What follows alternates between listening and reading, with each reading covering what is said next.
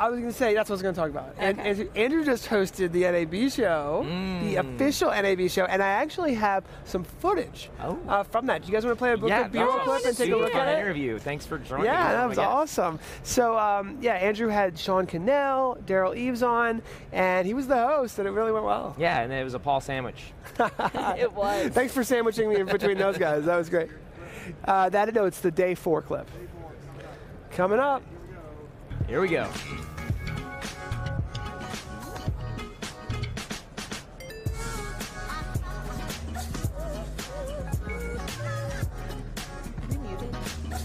Should be.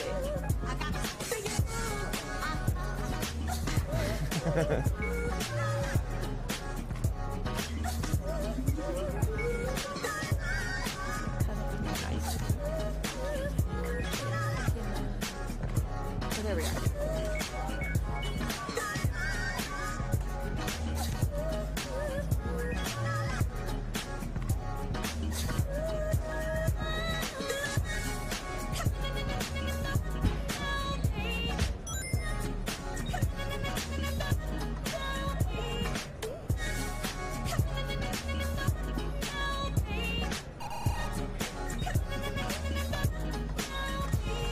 Oh, looks like it's it.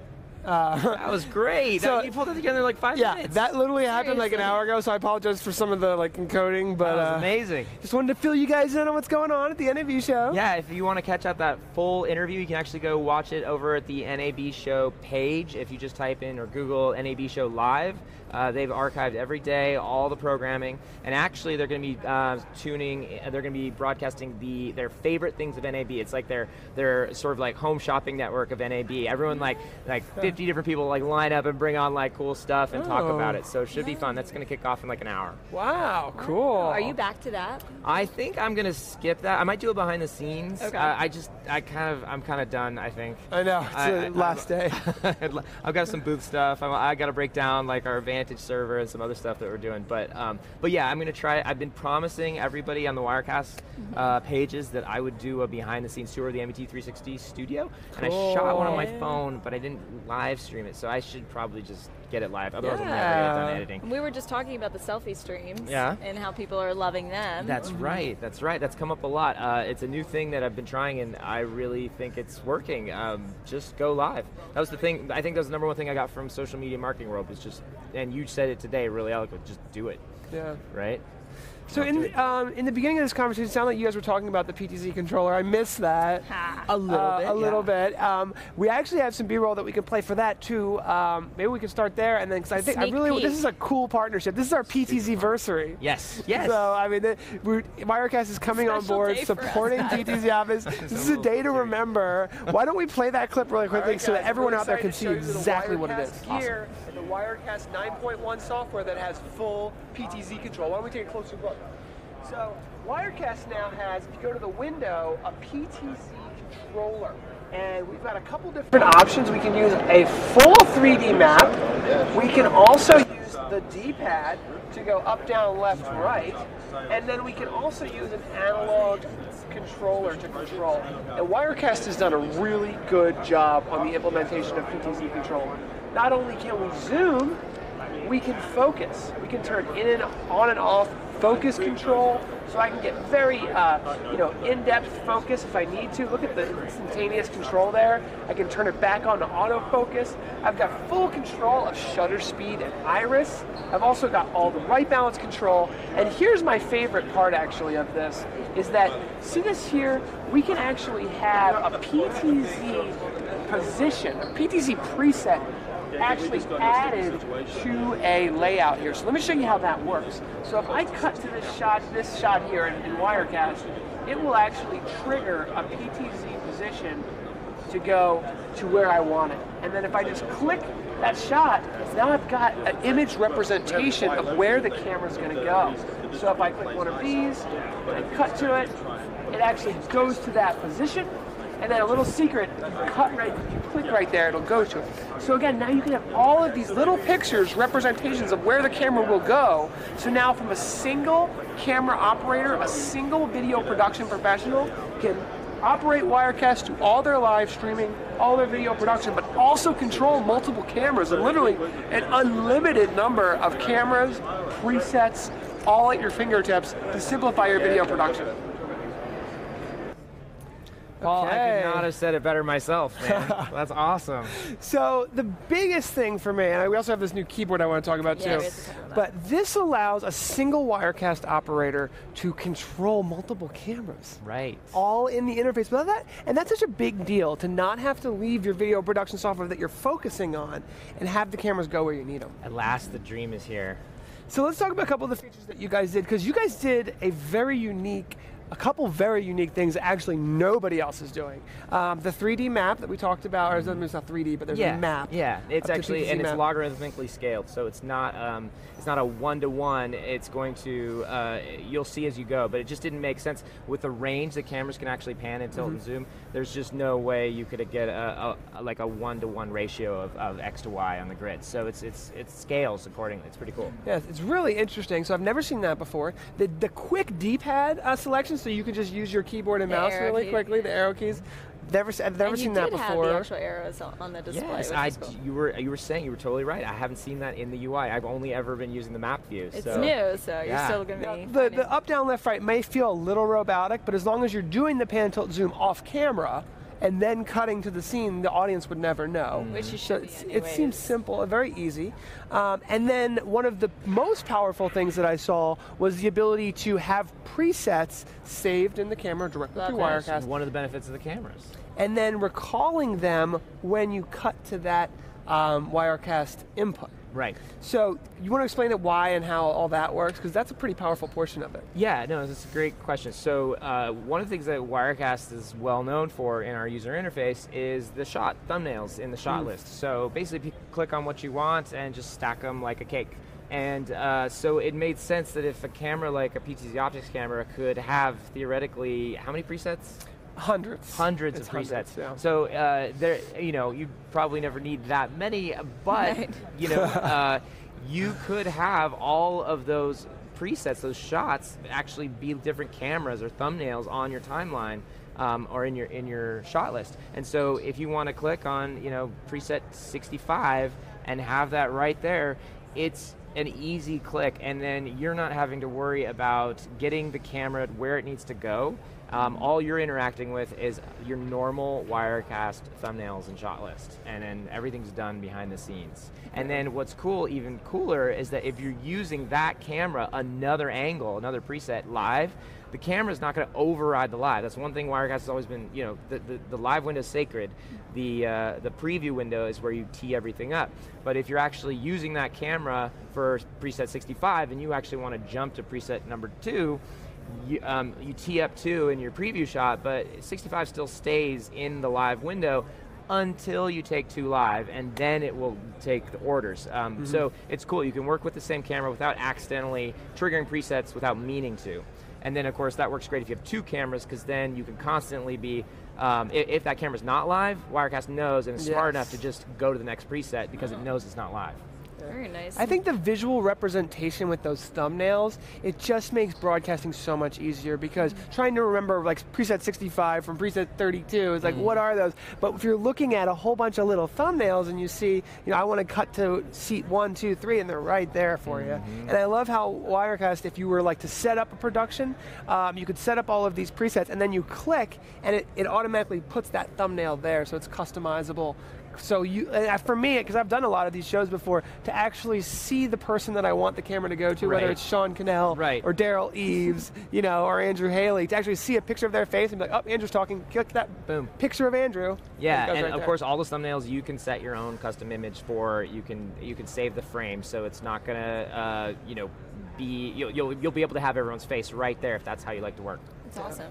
John in the chat says, the message to Andrew, big thumbs up to Andrew for the Wirecast Studio license I won a few months back. Oh, yeah. Oh, yeah. Congrats. Thank you, Telestream. Hope you've been using it. Nice. Thanks for reaching out. Yeah, is he the only winner so far on the wheel? I think spin so, wheel? yeah. Okay, we got to get We're going to spin one today, though. All right. We are spinning one today, and Wirecast is on the wheel. Oh, good. So we're happy to have gotten that for him. So we talked about the PTZ control, which was a big deal, but I ran over and grabbed this. Yes.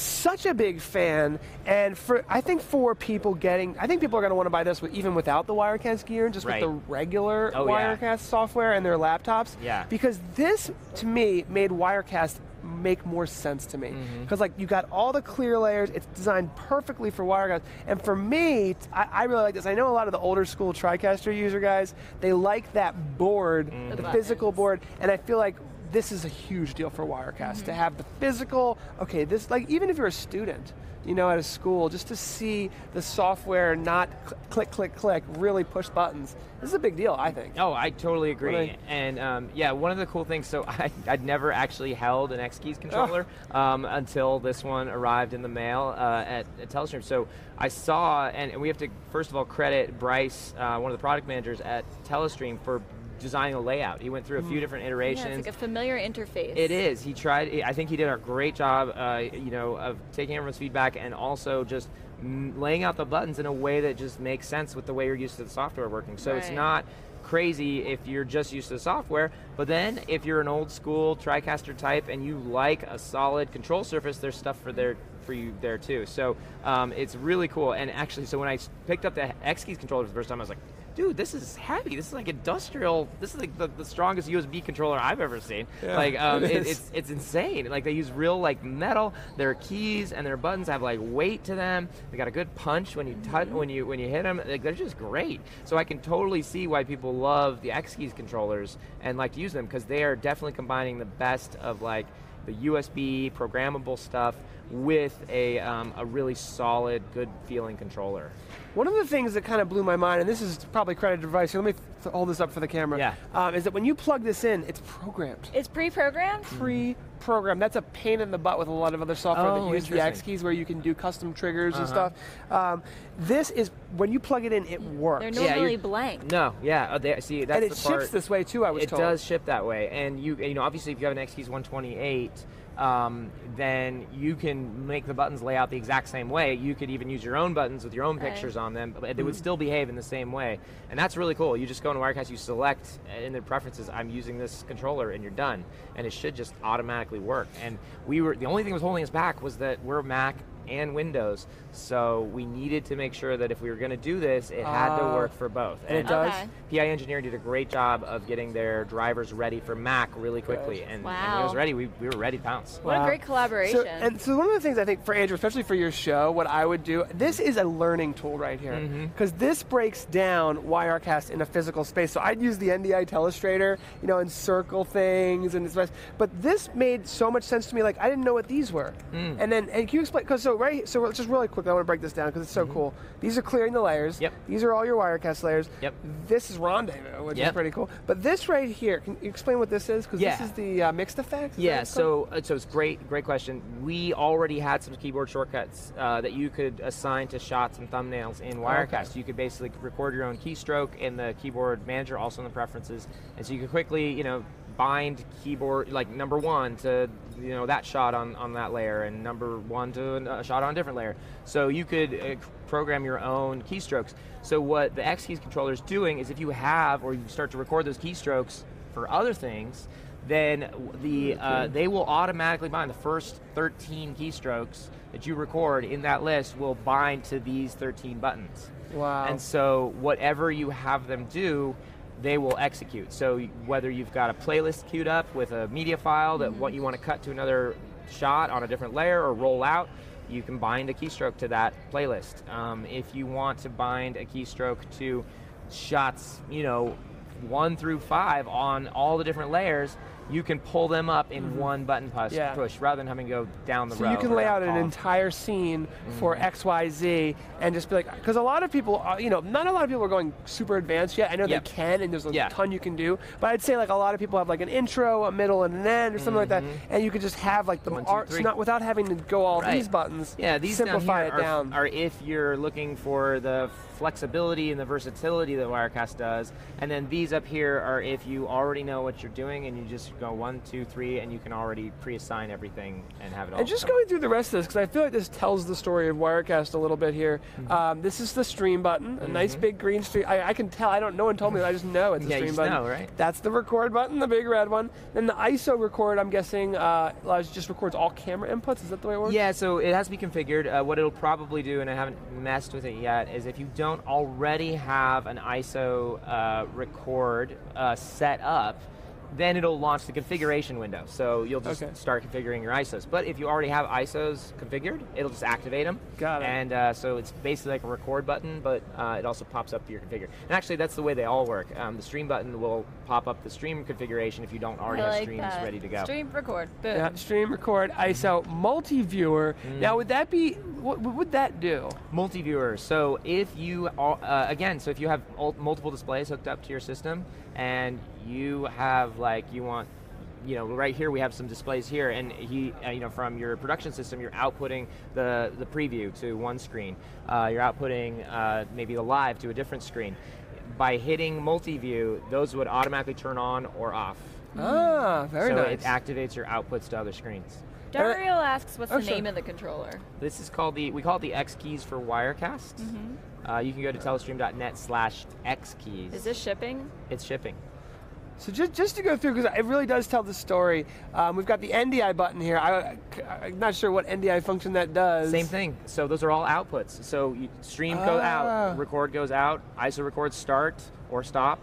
It's start and stop buttons for everything. Multi-viewer starts or stop.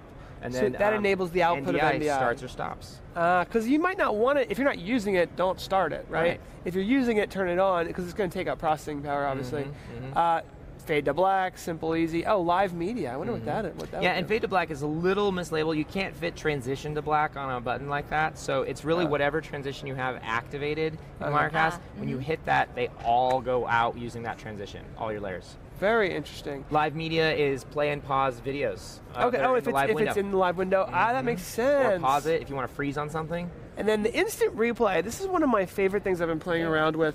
The instant replay. Yeah, you're awesome. And then you'd be able to just mark in and out. Like, so if there's like a score in a game, you mark it. So people love this kind of stuff. Yeah. So I guess that's mark in and probably mark out. Yep. You just hit it twice. So actually what happens with a mark in is that it's whenever, so let's say somebody scores a touchdown, you mark that, and then you've already, in your replay in the system, you've already told Wirecast how far back you want it to go. So if you want it to grab the last 30 seconds, from that mark point, it will grab the last 30 seconds. Got it. So that's what it is. So it starts it there, and then But then if you missed it, or let's say it was a false start, it doesn't matter because you haven't necessarily created your replay shot. So you can keep marking as long as you like, but when you're ready, you just hit create, and that'll pop a replay shot ready to go and actually load it into the live window or into a template, and then roll out. Or it'll give you the chance to edit it more finely, and then you can roll it in. For sports. Big for sports, that's what I was thinking. Yeah, and where can they find this again? Best place to purchase this? So Amazon's selling it, B&H is selling it, Video Guys are selling it, and Video Guys will give you it free if you buy a Wirecast Gear 230. Woo. So, if you buy Wirecast Gear 230, this comes with it. I think it's for the next month. Yeah, it's Wow. like a special they're running. Wow. And then there's also a one more place. You can just go to the telestream.net/X keys if you just want links to where to buy. Cool. So we pretty much, we've gone over all this. There's some transitions here as well. The other thing, tying it back to the PTZ control portion of this, if these presets were tagged to camera inputs with PTZ positions, you could actually move the cameras by touching these as well, yes, I believe. That's what we've been doing at the demo booths here at NAB all week. It's the best part. You punch a button and the camera, if it's not live, just and if it is live, it just if you roll it in. Wow. This is such a big deal. X-Keys has these controllers, but to have it fully outfitted, the time that you save and the thought process, it's just perfect. Yeah, it's awesome. I think they're $600, unless someone's selling them for less, but I think the list price is $600 on them. Cool. And when can people get the new version of Wirecast with the PTZ control and everything? Yeah, so X-Keys is out now in the beta of version 9. And by the way, the beta, I know we're calling it beta, but that was actually our release candidate before we decided we wanted to put some more stuff in. So it's super stable beta. It's a great build, so you can pretty much use it now with the X keys controller, and there's nothing I would say to watch out for in that beta version. And then we'll be doing another beta with PTZ control. Well, I'm not sure. We may do one more beta with PTZ control prior to launch of 9, or we may just roll it all out in 9. And the goal is sometime in May.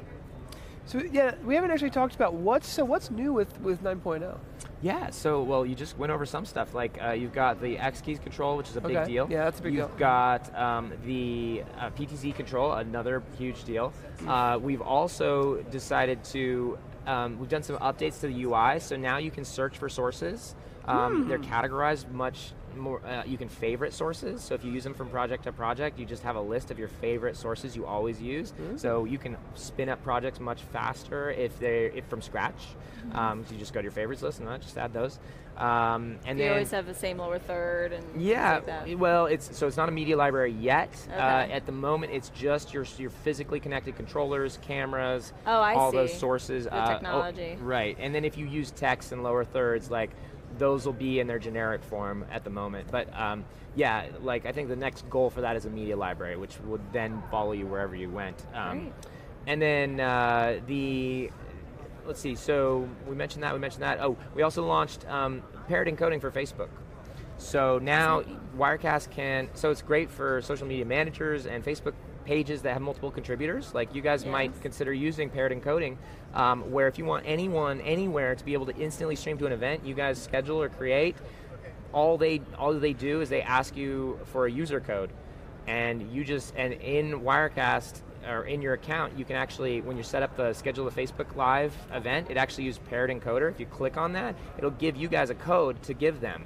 Wow. And that grants them permission. You guys still have the final say. You push it live from your management tools in Facebook, but they can just, you don't have to know copying stream keys, no anything. It just will hit your page, and then you guys will see it as like, hey, this Wirecast person wants to stream to me, and you can either authorize it to go live or not, but it's totally in your control. And now you're not having to give them page roles or admin credentials. You don't have to give them any passwords.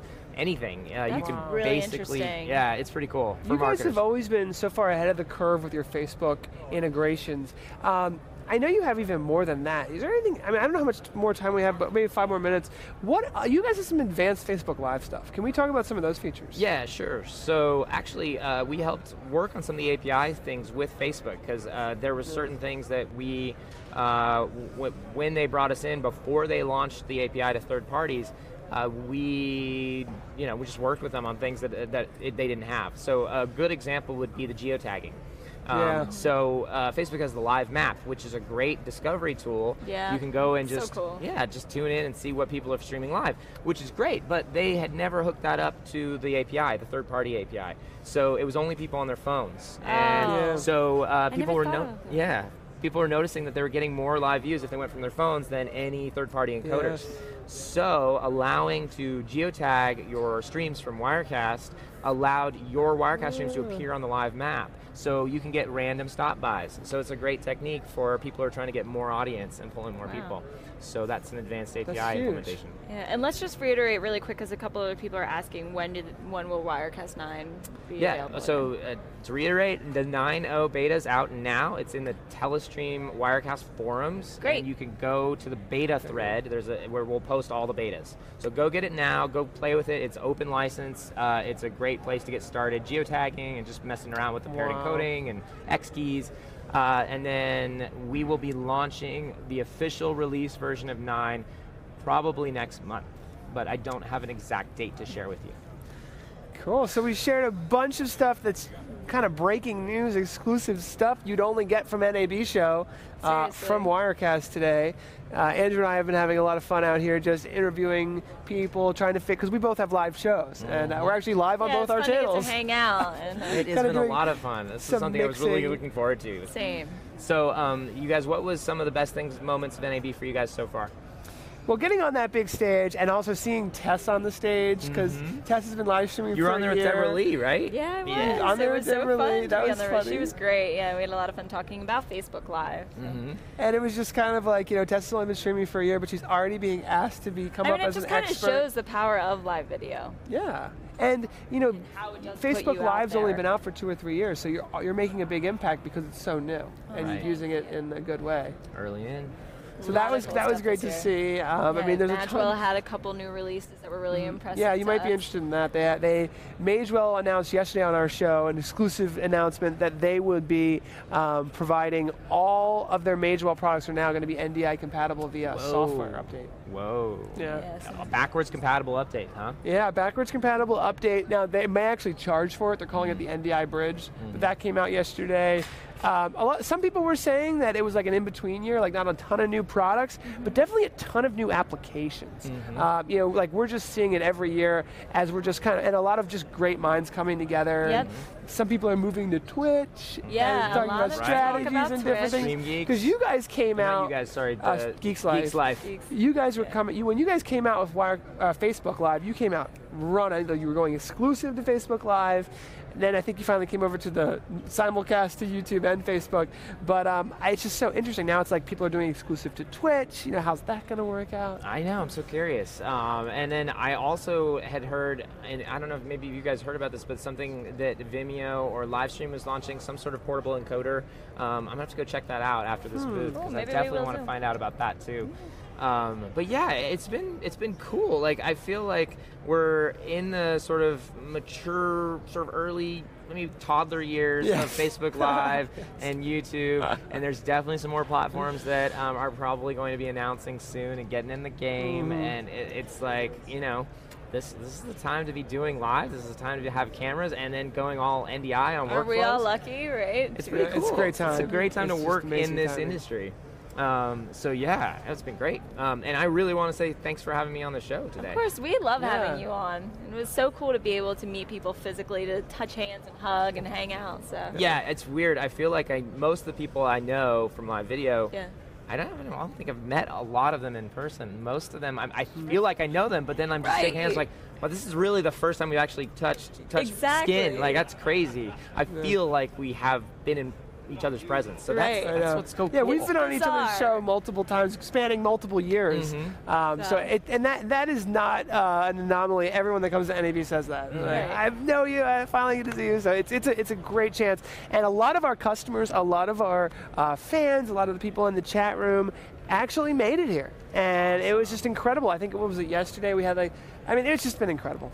It's just been incredible. I can't say enough about it, and I can't say enough about you guys, because everything you're doing is amazing, and I'm so privileged to be a launch partner with you guys for the PTZOptics. And I wanted to share this story for your audience, because we got to sit down with Paul and Tess. You guys got to hang out a little bit after the show, and the one thing I learned really quickly was how protective Tess is of her community and her audience. She really cares about you guys, and Thank you so much. it was awesome to see that. She definitely feels like she's watching out for you guys. So I just Aw. want to say thanks, and I'm Thanks, glad to be Andrew. part of your community. And thanks for having our cameras at your booth. Yeah, of course. That was great. So we'll see you guys soon. Again, next we have on Skaarhoj talking about controllers. We'll be back with you in a moment here. The Casper Skaarhoj coming on soon. Thank you, Andrew. Hey, thanks. That Bye, was guys. great. That was great. And All then, right, Casper, ready for you. Oh, so picture real let's quick. Yeah, I just want to give Casper a mic really quick. Really quick. Casper, Mike. Sorry about that. Good to see you, Rudy. All right, How you doing, man? I love Good. your setup here, man. Thank you. Oh, What's up, buddy? we are live, see you, but, buddy. but we're just kind of doing it. Good. I saw your announcement with we can put these batteries Strips. right that's here. awesome, buddy. Coming I up think the soon? batteries died. Yeah, sorry about that. They My push goodness. a lot of Wirecast. Yeah. So I think we need to get a little tighter. Thanks, Casper. All right, let's get a All photo. right, let's get a photo. Jim, can you cut just some B-roll or something so we're not just showing my crotch? We'll give you guys some B-roll, okay? We're staying live. All right. All right. Transparent. People will really be able to tell how tall Andrew is with me standing next to him. All right, great. Thanks. So I'll stop your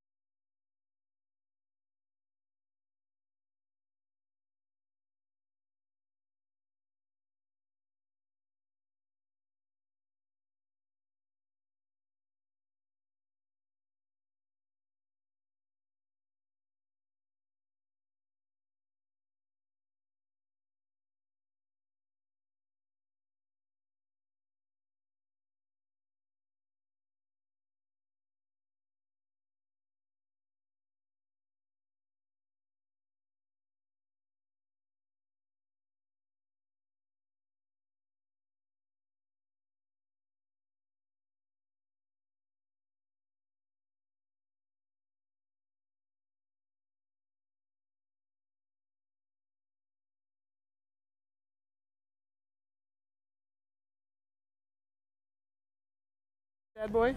Oh yeah. Let's start with this one. All right, Jim, we got Casper here. Can you hear him? All right, good. Yeah. Very good. We got you. Very good. Beautiful. So this product, everyone's been looking at. It's a sexy blue. Yeah, that's our color. Sexy very blue? sexy blue. Is that what you call it?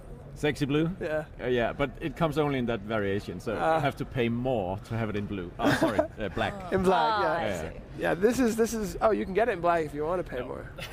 No, it only comes in sexy blue. Okay, so tell us what this thing does.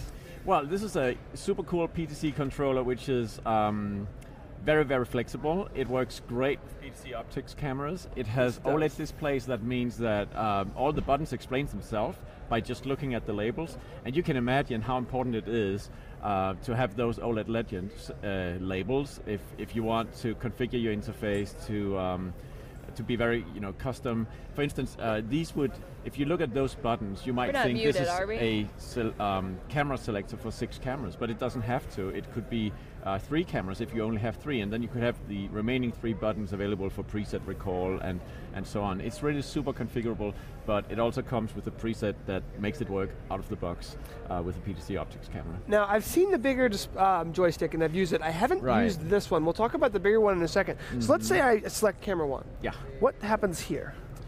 Well, then these buttons, knobs. the encoders, the knobs, will show values from camera number 1, the one you just picked. Yes, and if you are deep into streaming and broadcasting, you may want to adjust shutter speeds and iris and white balance for your cameras. You may also want to just go auto, and that's fine, but this controller is really cool in that you have so fine-grained control of all the settings in your camera. So if you become more critical towards using all those settings and tweaking them, you can break them out on those buttons. I love it. Yeah. So when you select a camera, these values change specific to the camera, and you can adjust the white balance, the shutter speed, and that's one of my favorite features of the joysticks, because they give you a physical representation of where the iris is. Exactly. What is the white balance? Where is the shutter speed? So as especially if you're streaming outdoors, let's say on a football game or an all-day concert, the lighting changes all day long. Yeah. And the cameras need to be adjusted. The shutter speed, the aperture. Exactly. Our users love that about this. Everyone loves this thing. Yeah, and I'm telling you. I was just talking to Jim, who produces the show here, and he confessed to me, I hope this is okay, Jim, that one of his favorite features was that you can actually select 2 cameras at a time. Yes. So for those users who want to have a range of PTZ cameras instantly adjusted with the same white balance or the same shutter speed, you just press and hold the keys to select multiple cameras, and you can push that setting out to them. So that's really efficient. Yeah, that's great for us. Does that work here too? too? They all look the same. Yeah, on that one, yeah. Even on the little one.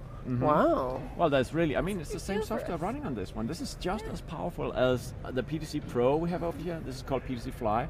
It's just as powerful. It's just a matter of the buttons. And personally, I'm really in love with the simplicity of this one. But what I also love so much is that you can really go deep. The way we have this configured for display in our booth shows you that with a single button, you can toggle between preset recall and camera selection. You can page forth and back in your the number of presets you've got, and then you can cycle through multiple menu options on the upper encoders. That's just so amazing. And the reason why is because these buttons are what we call 4-way buttons. It's a novel invention that we have made, meaning that the button can be or can detect the press on either edge. So when you push the button, so on you the can lower do side, different things depending on the angles of the buttons. Is that what you're saying?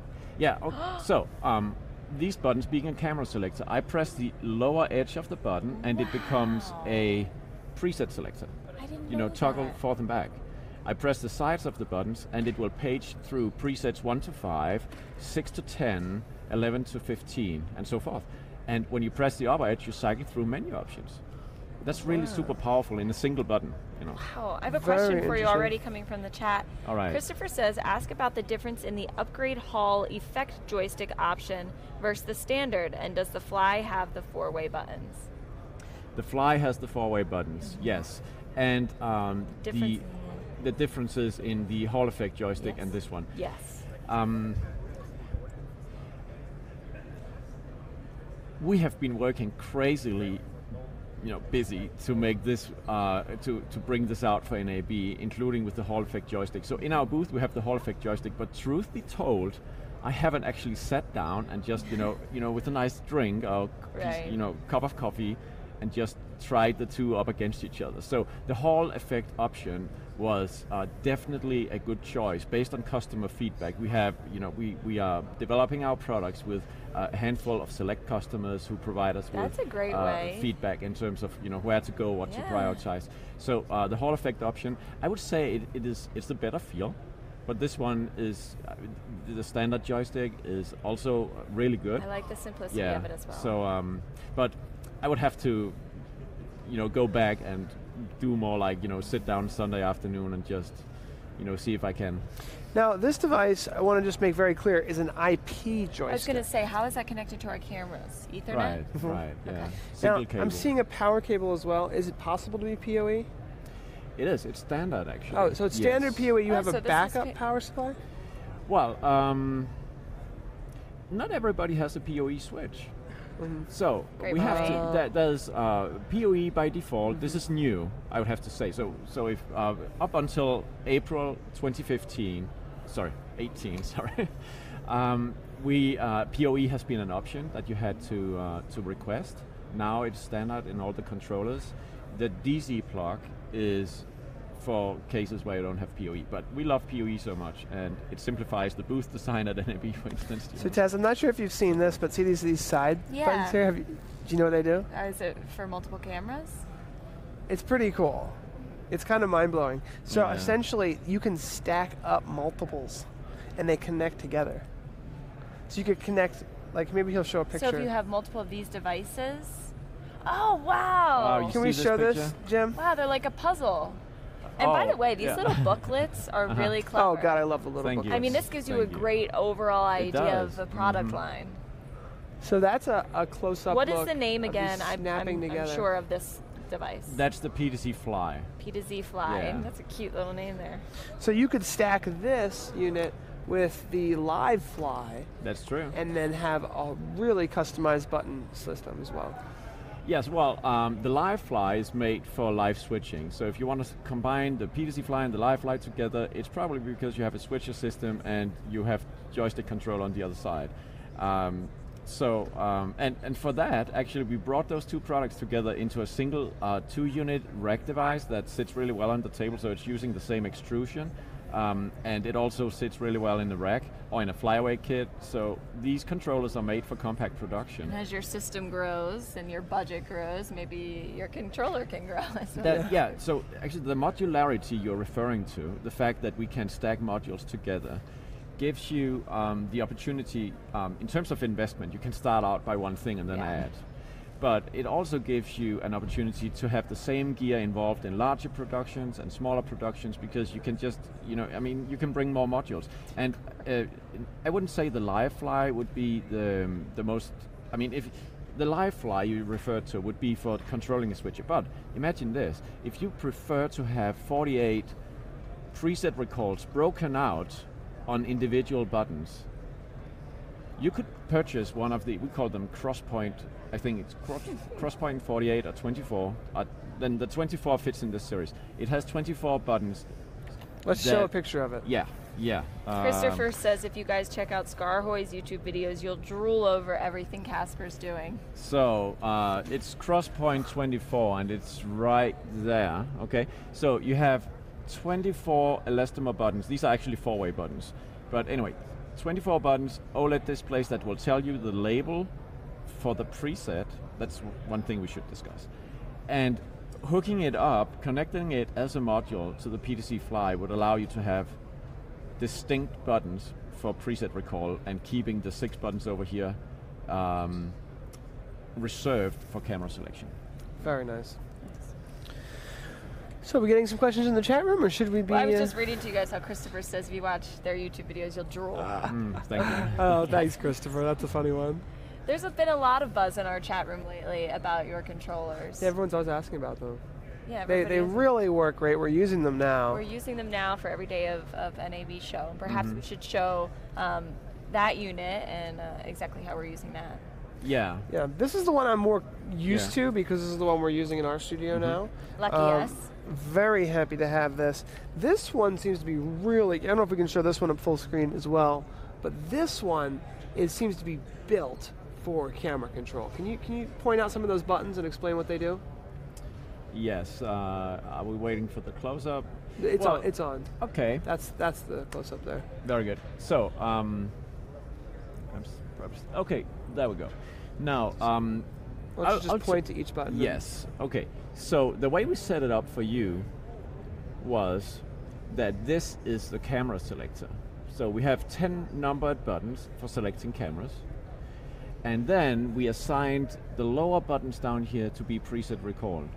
And one of the latest features we added in software, and notice this, added in software, I mean, these controllers are going to grow. We are adding features. I can't tell you about them, or I would have to kill you, you know? So is that secret? All right. No. Not me. We need to kill him first before we... I'm a blabbermouth. If you tell me it's okay, gone. I'll just keep it to myself.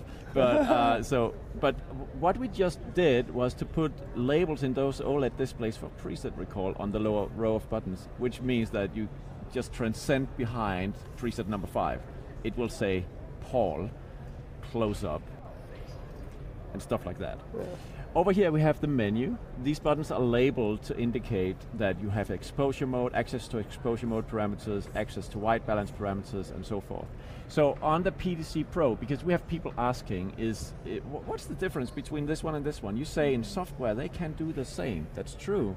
You just have fewer buttons over here. So there you have it broken out that you have direct access to exposure mode, white balance, color, image settings. On the PTZ Fly, you had to cycle through by pressing the up edge of the shift key.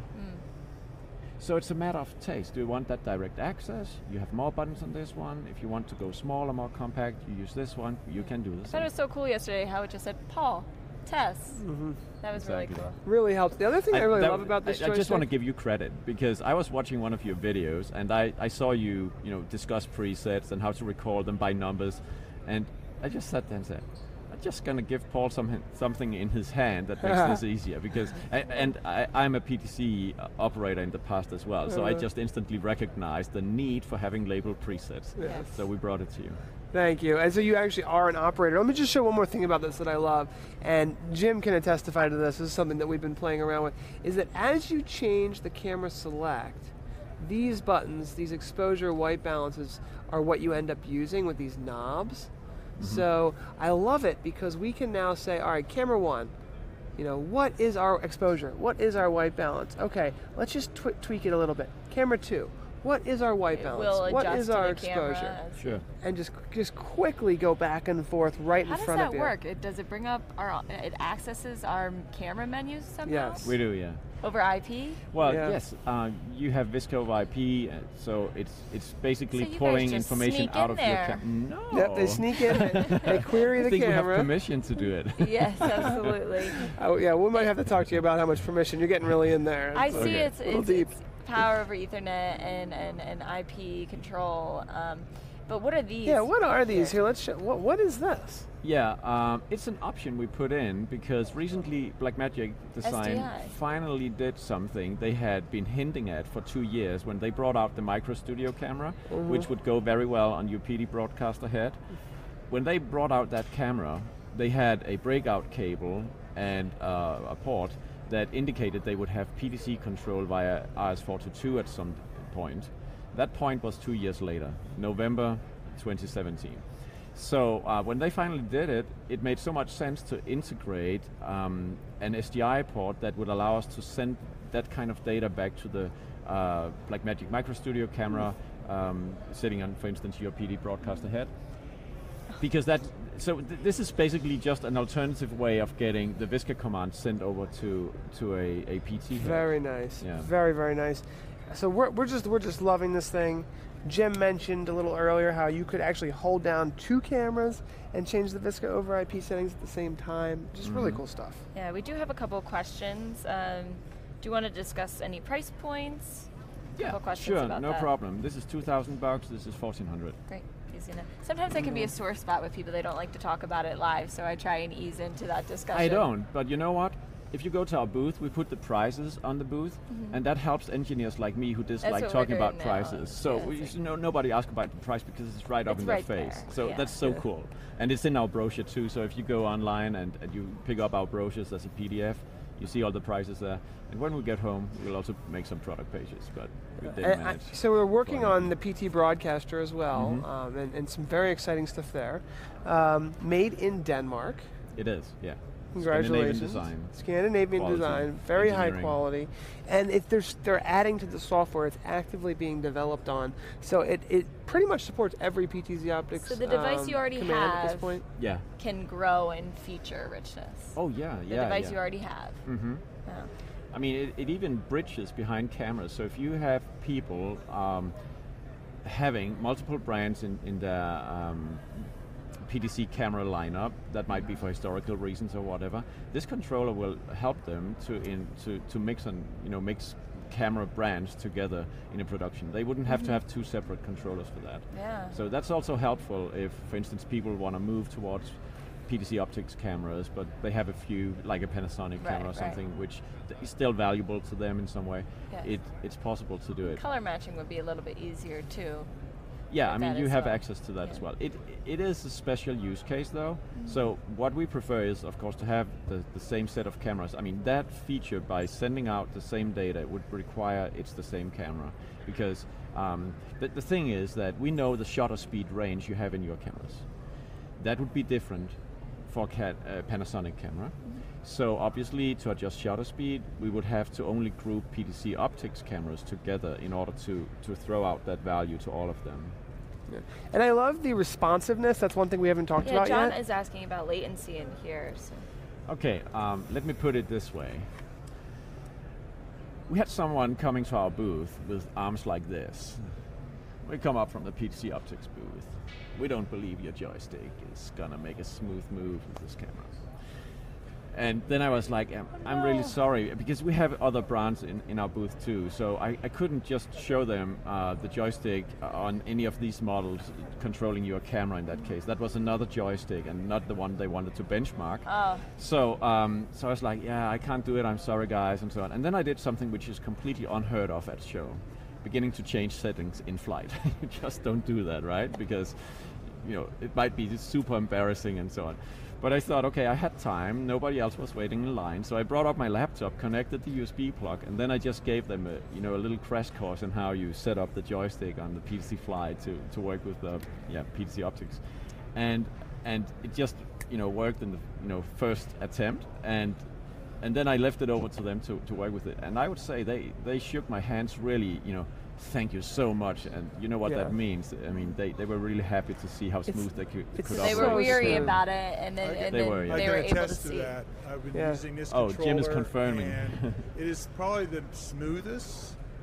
I can actually do live camera moves with this, which I can't with anything else. Jim from the DVS Direct store is telling us that he can attest to what Casper's saying. Yeah, I think he even turned the mic on. It's one of the smoothest controllers he's used. He's really been producing for us every day, so that means a lot. So I wouldn't go as far as saying that we are 100 or 10% there or anything, but because when I looked at the eyes of one of my developers, he was more like, we can actually do a little better probably. So we think there's still more tweaking to do, but it's pretty cool that people already find that this is the best experience they've had. It is it's probably the best I've seen, I'll be honest. I've seen a lot. I've seen them all, I think. All the ones that work with our cameras, I think I've had my hands on. The Visca over IP, it's just super smooth. There's no latency. It's the lowest latency that I've seen. So Alex is asking back to the SDI and the Blackmagic, do you need the Arduino SDI add-on or, sorry, I'm trying to read this. Add-on, or do you use SDI out of an ATEM to a Blackmagic Studio? You can, okay, so let me rephrase how I understood the question. The question was whether we can control the Blackmagic Studio camera and the PT Broadcaster head from the SDI out or via an ATEM switcher and the Ethernet out, and the answer is both. Okay. Yeah, so both is possible. So where can people find these products if they want to go purchase them? They can always go to our website. We ship worldwide. They can also go to our list of distributors or basically resellers that would be listed for every country if they go to our website. That's also an opportunity. Skaarhoj.com? Yes, that is. Put it in the chat. So DVS Direct as well. yes. Oh, our DVS Direct. Our TriCaster operator today, Jim Davis. So I missed I that. don't think it's. If you can Google our website, it will be easy to find out how you can, purchase the products. Definitely. Wonderful product here. So amazing. The PTZ Pro and the PTZ Fly. Is there anything else you want to talk about while we have you? You want to explain the cores? So these are IP devices. So they get an IP address. You have to log into them over a web browser and then configure them. Yeah. Correct? Yeah, exactly. And this is something people will quickly become accustomed to when they realize the power of the labeled presets, for instance, that relies on having a web browser where you access the web interface of the controller, and you have like a matrix of fields. You have a row of labels for the presets for camera 1, labels for camera 2 preset recall, and then you just edit, save, and that's the same page where all the configuration is. Now, I do want to say that our controllers ship from the factory with a good default configuration. So while this does control other brands as well, if you want to use it with a PTZOptics camera, you just select the profile for PTZOptics. All you need to do in addition to that is to make sure the IP addresses are right. Okay, that's important. We don't have like auto discovery, but so you need to give this one an IP address which is not already taken on the network. You need to know the IP address of your PTZOptics camera, the first one, and then the consecutive IP addresses will be automatically detected and show up on the camera. Start a Google Doc for yourself. So, it's web configurable, yeah. Very nice. Yes, it's totally web configurable. People are used to that now. It's not a new thing. No. It's set up via DHCP. Yeah, it can. DHCP for IP address selection by default. From the controller. And then you can set a static IP address as well. Yes, but at the moment we do not have a way to automatically detect the IP address of your cameras on the network. I'm not saying that. Nice. Yes, and I want to get back home and look at that. So we are not like against it from a. Yeah, and that would be a nice feature. Standpoint. That's something that vMix and the TriCaster are doing now. Yes. Right now, when you connect to a camera, it'll automatically populate the IP address in there. So that it's definitely possible. Yes. I'm glad you brought that up. So it's, like you said, you're probably 95%. And that last 5% is just probably going to come from user feedback, conversations like this. I can't recommend it enough, and I can't wait for Michael to have the little buttons for him. He likes his controller. Because he loves it, and that way, we have 6 or 7 cameras in our studio, so this is just perfect for those small studios. Devin says, I use Skaarhoj with PTZOptics and Blackmagic. Works amazing, single button controls and everything. Thanks. It's good. It's really good. How many quality cameras stuff. can you attach to this controller? Now, 56. Oh. Because you made it seem like you're going to say like 4 or something.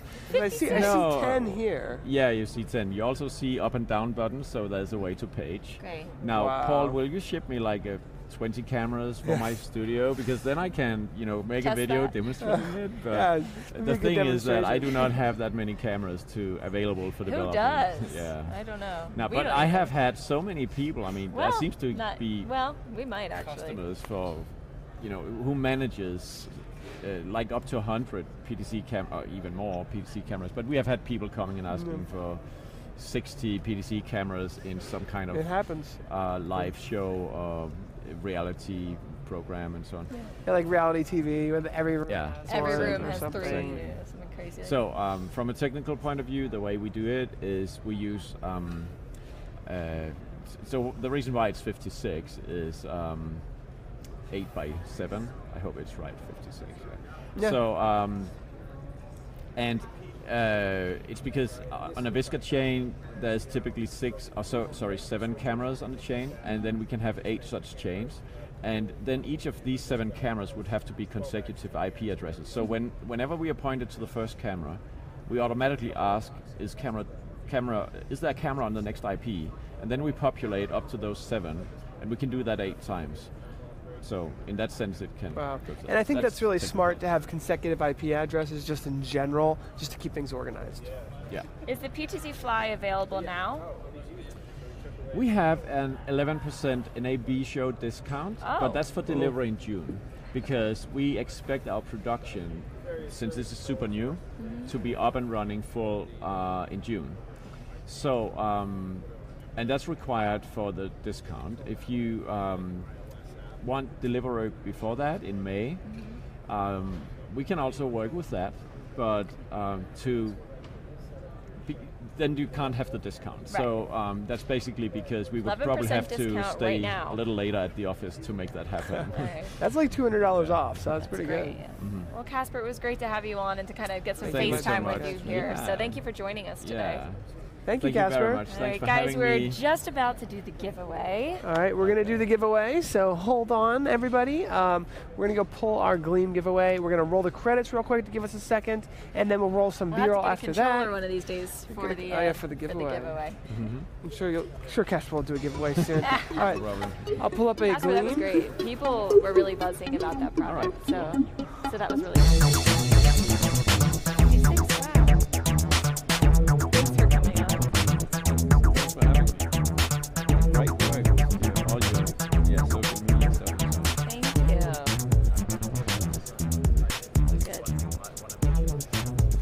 Jonathan Muriela's. Jonathan Muriela's. Yeah. It really has added a lot, I think, for us to have it just back and forth, and somebody that you hit it off with. Exactly. Well, mine are more technical most of the time, but there are some which is also. So I guess we're back now, and Jonathan Muriela's, if you're out there, you are ready to win. Casper, if you can give your mic to George here, and Dan, are you going to come on too? We got an extra mic, and we'll give Dan an extra mic. And really quickly, Jim, if you can play the day 4 B-roll. I just want to really quickly, we'll show the day 4 B-roll. I just want to show you guys a little bit from what happened earlier today. And then around your ear. All right, let me grab another microphone. Casper, thank you so much.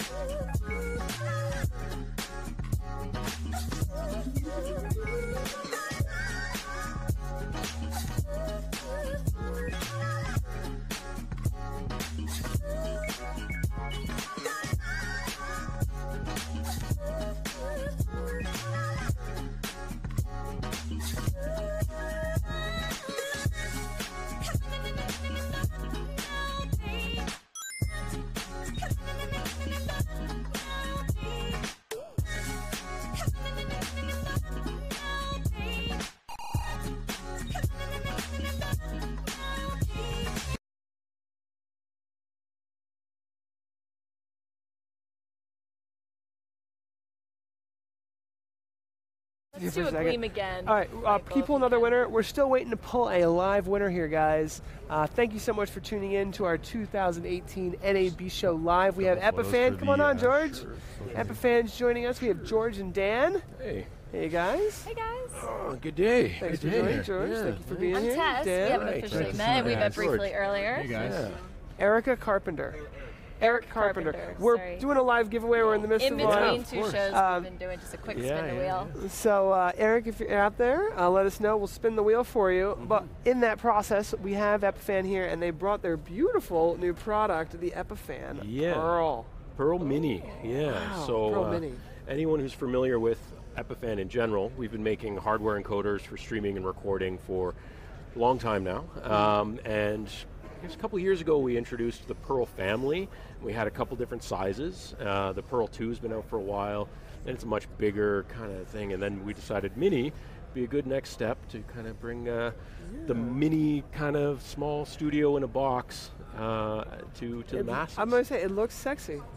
You know, I hear that a lot, It's slick. actually. Yeah. I even like the pop color in here. Yeah. It feels like it's got some weight to it. It almost feels like a large, gaming controller. Like it fits in your hands. Yeah, exactly. I see a lot going on out here. Exactly. We're gonna have to go Can we get a close-up, Jim? Maybe I can hold it here and we can go over it. So, from the front, we're looking at what everybody likes. Yeah, big touch screen. Yeah, and that's what everybody wants, obviously. Exactly. So it gets you an easy point of control for confidence monitoring, start-stop recording and streaming, switching control. some basic network functions, and all of that from that touch screen. So there's a lot you can do there, sort of to make that little console right in front of you.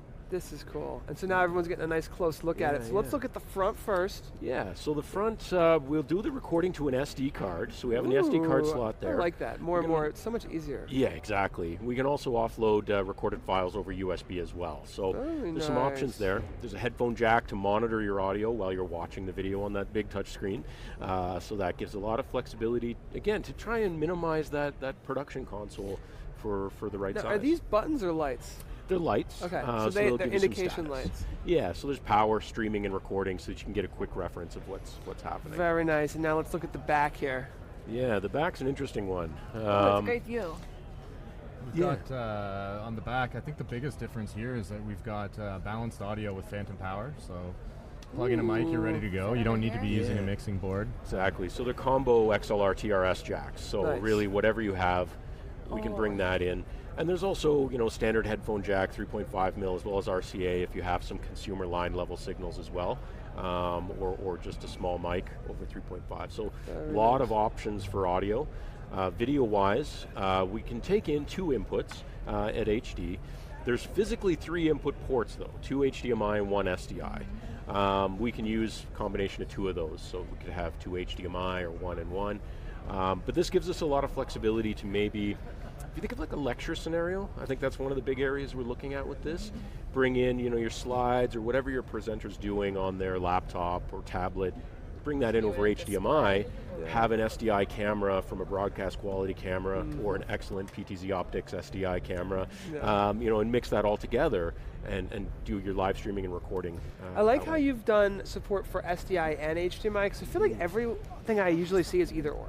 It's like we've got 4 HDMIs, we've got 4 SDIs, but we never both. So that's very kind of unique and flexible. Absolutely, and one of the things that's important for us that we've always done is, and one of the reasons why we have both, is that our HDMI inputs are not strictly focused on your traditional camera resolutions of 720 or 1080. We'll take pretty much anything on that HDMI. So if it's an older 4:3 aspect ratio signal, maybe coming from an old projector, that's fine. We'll mix that in with our HD signals and make sure that you get all that content. So I'm seeing an HDMI out because this thing has a television or a monitor on it. Yes. So you've got one monitor there, but then you've got another monitor as well. That output is a clean output. It can either be assigned as one of the input ports going through that, or your program out can go out there as well. If you need a larger display, kind of like what you guys have set up here, you want to see that on another shot. So get some options there as well. And then there's a USB A and B. Yeah, and those are primarily just for storage. Okay. Keyboard and mouse, or do you not need that? You don't need that. It's touchscreen. Yeah, the touchscreen, but even if you need to go into the deeper settings, it's a network-based appliance. So you just use a web browser on the network to log in and control the administrator functions. Slick orange. I do see the switch back here. Exactly. Oh, and then the network, obviously. Exactly. Gigabit Ethernet, so you can run everything out that way. And there's Wi-Fi as well? No. No need for Wi-Fi? Well, I mean, some people like Wi-Fi. I work in tech support, so for me, Wi-Fi. Let's be honest, folks. Wi-Fi is not where you want to be. Yeah, I mean, there's certain get away from it. There are drawbacks. There's drawbacks, and for us, we want to make sure that our customers are, getting the most reliable stream out, and the best way to do that is with Ethernet, of course. Yeah, definitely. I'm keeping an eye on a chat for you guys, so bring us all of your questions about the Epiphan device. Do you want to spin at the end? Yeah, I think do we have a winner? Yeah, we have a winner. Okay, let's spin the wheel. Why not? All right, Eric. Out of the way. All right, who's the lucky winner? Jim, can we got a nice close-up of this? Maybe George, maybe you can hit the spin for me. Sure, I'll reach over here and hit the spin. Oh wow, we've already got some questions coming in here. Here goes the spin. Let me go back further. A vMix mouse pad! Congratulations. We have a bunch of those here. Chad says, Epiphan indicated earlier that they may consider adding NDI capabilities. Would they add NDI as a source, NDI as an additional output? That's a great question. And we haven't actually completely decided on that. It's still something we want to do. Don't have a time frame on that, honestly. This week, I think we saw a lot of interesting things involving NDI that we're really excited about. And I think it sort of frames that question a little differently than maybe how we thought about it 6 months ago. So keep your eyes out for that. It's a funny thing about NAB. You come here and you're like, yeah. look at all of this. Yeah, we actually just made our big announcement for the NDI support on our cameras just a couple months ago, and it's just been amazing. The tidal wave of happiness, I'll call it, and tech support issues, because it was a little tricky to get it integrated. There's a feature request for you guys. I would love to see the Pearl Mini with 2 Ethernet ports, one for LAN with all your NDI sources, and one for output to WAN. That's a great idea. So that would be nice. Actually, in sort of a parallel to that, earlier we were doing our own live show that we do every Thursday, talking about all kinds of different streaming things. Yeah, we know. Well. And we were running that show today from our booth just around the corner from Pearl Mini this week. We actually were using LTE to do our stream, and we had an LTE device connected with USB to Mini. Really? Yeah, so that was a bit of an experiment. Right. It did work. There's a little spotty in here sometimes with those signals, but it was working. We ended up switching to Ethernet anyways in the end, but we ran some tests, and so there are ways, if you're planning on doing a mobile stream, to sort of have that dual capability to do that. That's pretty cutting edge. Now, we're using the LiveView cellular bonded technology, which uses like 6 modems and bonds the signal, so no matter where you go, you're golden. And ultimately, that's still the best way to go, because you never know what signal's going to be the best. Yeah, but it's still interesting and kind of cutting edge for the lower end budgets. You want to pay for 6 modems from Verizon. Get it pretty expensive pretty quick. How much is this, speaking of budgets and streaming capabilities? Yeah, so I don't have an exact price I can announce to you. So there is no exact price. It's roughly half the price of a Pearl 2, which is its bigger brother. Pricing is going to be available through our partners and our resale channel. So definitely reach out to whoever you typically buy Epiphan from. They're going to have pricing available. We're going to start shipping the beginning of June. There's already a significant lineup starting. So definitely you want to reach out to your partners, get your name on that list, so that you can hopefully be one of the first people to get their hands on it. So with the other Pearls that have been out for a while, can we talk a little bit about those? Sure.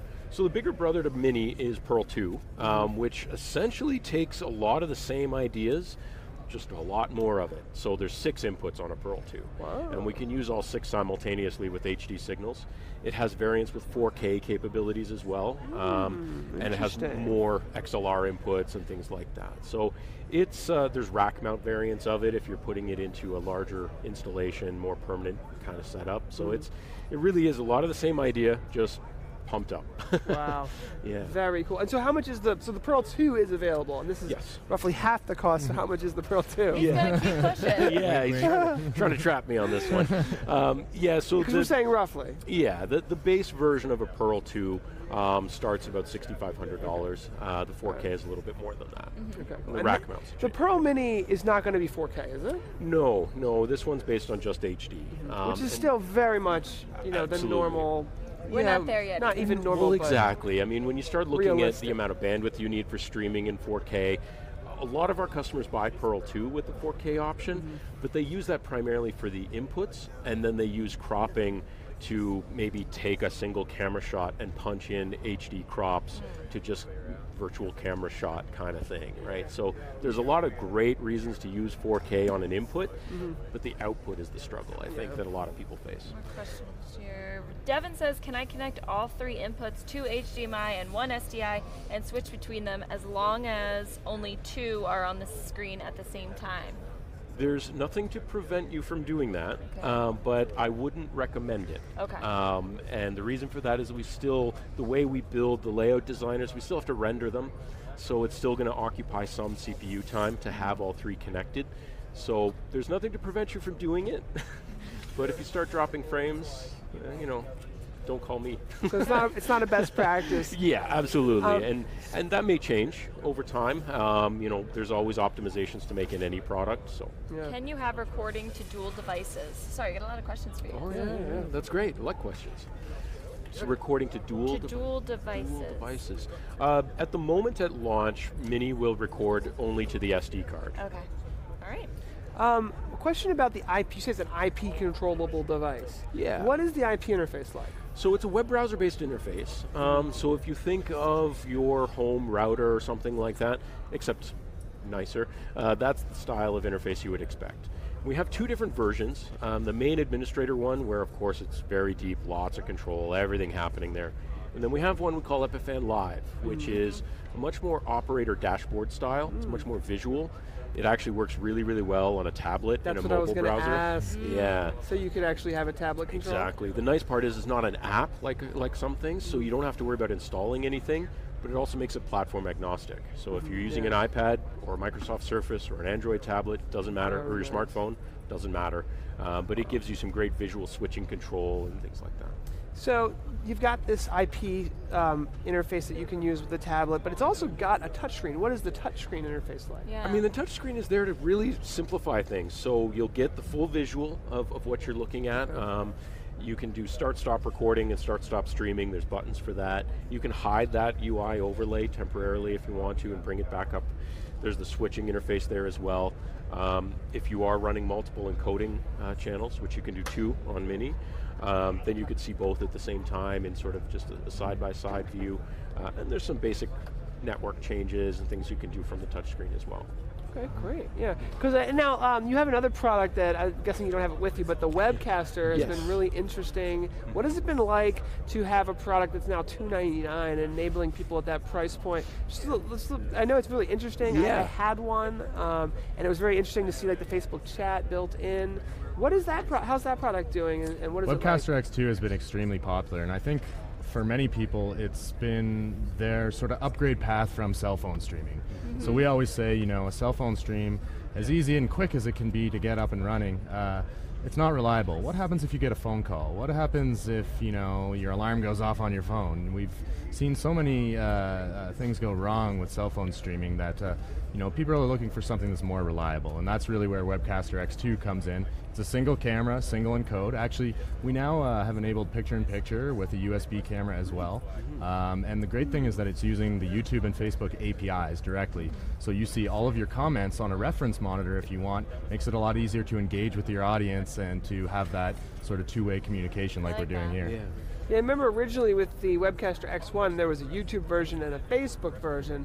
Now with the new Webcaster X2, it does both, or one or the other? That's right, so you can do one stream at a time, either YouTube or Facebook, and actually we just added Twitch as well, because that was being requested. Oh, you did? Yeah. So, you know, with Webcaster, we're really looking to make live streaming easy for the masses, and at a price point of $299, it's, you know, you could buy a couple of those for the cost of one cell phone. So if you think about it that way, Webcaster X2 really makes a lot of sense.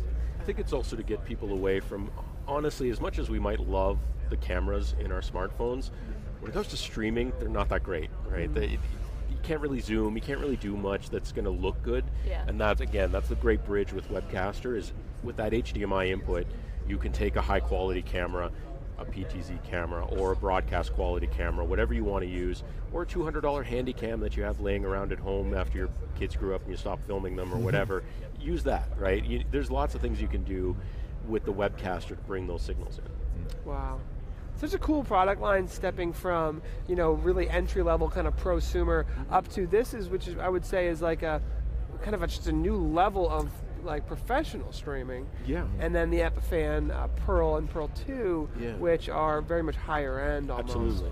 Yeah, and we, you know, 15 years ago, we started with making USB capture cards, and we still make those as well. So our main line there are UVC devices, which basically mean they function like a webcam. They're plug and play, there's no drivers, but we have a 4K HDMI one, we have an SDI one, we have an HD, which can do HDMI, VGA, and DVI all on one device.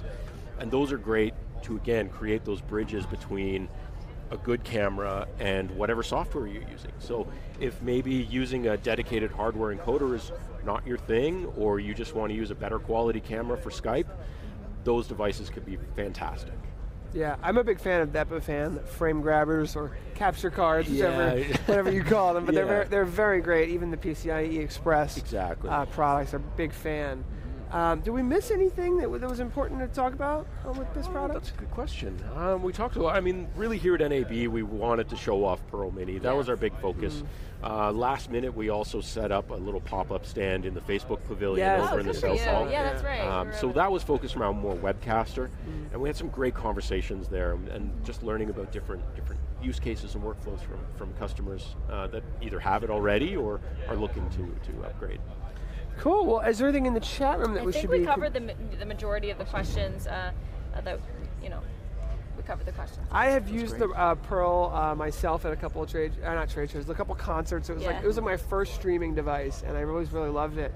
I haven't used it for a while though, and I was just wanting to ask about graphics and things of that nature. Like if you wanted to put a lower third into the Mini or the Pearl, what is that process like? So my favorite way you can design some basic graphics, text, color, blocks, this type of thing right within the admin panel in the IP browser admin. But the way I like to do it is actually just by creating my graphics in Photoshop and bring them in as a PNG. It's going to recognize the transparency layer. You drop it on, you're ready to go. It's really just like a click and drag, easy to use thing. Exactly. And you had kind of mentioned, how when you went out on some of your first streams, you were using Pearl Mini. Or rather Pearl. Pearl is really a great device for someone who's maybe getting into streaming at the professional level, because it's something that's easy enough to use that you could hand off to an operator who maybe has never done a live stream before, and they can be up and running within 20 or 30 minutes and feel confident doing all their switching and streaming. It is. It's a great. That's where I started, literally, with multi-camera video production was the Pearl, and I remember setting it up before I went, so I felt really comfortable. And I remember there was like, this touchscreen's bigger than the one that was on my Pearl. Absolutely. Yeah. And I would go touch and touch, send live. It was just like very simplistic go live button. Very simple to use. Well, that's a big piece of feedback we had from the early versions, was that the touchscreen was nice, it was great, but it was a little cramped for doing it just with the touchscreen. So that feedback worked its way into Pearl Mini. We're always listening to our customers. Always listening. They're such a great asset in this industry. Exactly. Yeah. So I think that pretty much wraps up our conversation. The show is over in 10 minutes. Show, guys. Congratulations, you guys made it all through alive. Well, thanks for having us. Can I just say how nice it's been to sit on a chair for a couple minutes? Sitting is nice. We get the double padded carpet too, because it wears. Lucky us, we get to sit for an hour or two a day. So. Thank you guys so much for joining us. Well, thank you. This has been great. We'll have to keep up with your live show. Absolutely. We always love hanging out with we're a our big fan hosts of everything you guys are doing as well, and if you want to do it again sometime, let's do it. Yeah, we should. We'll definitely collaborate. Yeah. All right, guys, that's a wrap for us here at NAB 2018. Thank you guys so much for joining us along the way. Thanks, everybody. We'll see you on Monday. We'll see you on Monday, surprisingly. Back to work. All right. Thanks so much. Thanks, George. Thanks, guys. Thank you, Dan. Great having Let's get a picture together, guys. Yeah. And we'll roll the credits, and we'll cut the show. All right, so get a quick picture with the guys.